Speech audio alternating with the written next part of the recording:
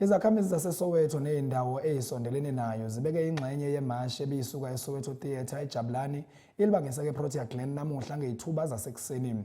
Lo mbhikisho obubanjwe ngaphansi kwesiqubulo esithi #khuphuka Soweto uyingxenye-ke yeminye esabalele ezweni lonke emayelana-ke nodaba lobukufika kuleli abangekho emthethweni.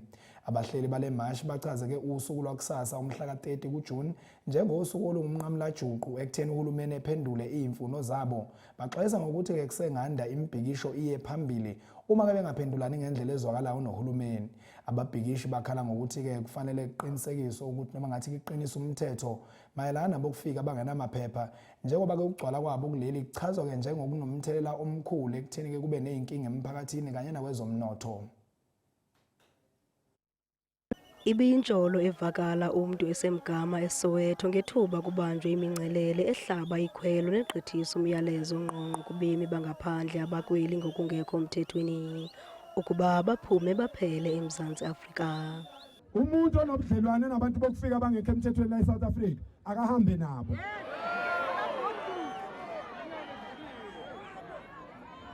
Sidlulisa okukhulu ukubonga bafowethu masikhuluma ngento peaceful sikhuluma ngento enje. Siyanibonga ingane zakithi sifuna uhulumeni abone ukuthi anisangane emakhanda. Ngeke kuphuma abantu abangaka bezothi akuhamba abantu bokufika bese kusukuma nje uDoto wodwa uthi leyo nto ayingenzeki. Kuzokwenzeka ke la eSouth Africa kuzokwenzeka ngaphandle kwabo. Izigxeko ngakuhulumente ziye zikhula kubunkokheli obuchazwe njengobo bunganqalanga nokusilela ekubekeni abemibeli phambili. As post 30th we will be going house to house, visiting the aboma stand laba bacashisa ama foreigners, because we are tired. Yiba abantu abaphinda uyokuhlala, yiba abantu abababeka kuma business, bababeka kuyipaza shop. So we're going to have to deal with them house to house. You know, if the government is not going to act manje from today, bavakashele lezo zindlu who are harboring illegal immigrants, Tina South Africans will do it. Because there's nothing stopping us. Umthetho will cover us.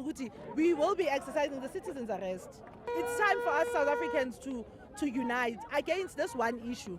We've been asking the government to declare the state of emergency when it comes to the issue of immigration. But because they are arrogant, they don't listen to their own citizens.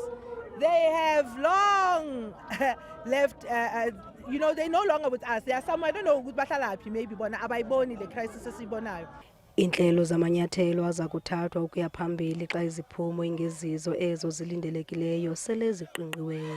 Isimemelelo kwabo bakhokhelele imincelele sesokuba abemi boMzantsi Afrika babe yimbumba bamanyane. Kwiindaba zeSoweto TV ndinguNomzabalazo Mduka eJabulani.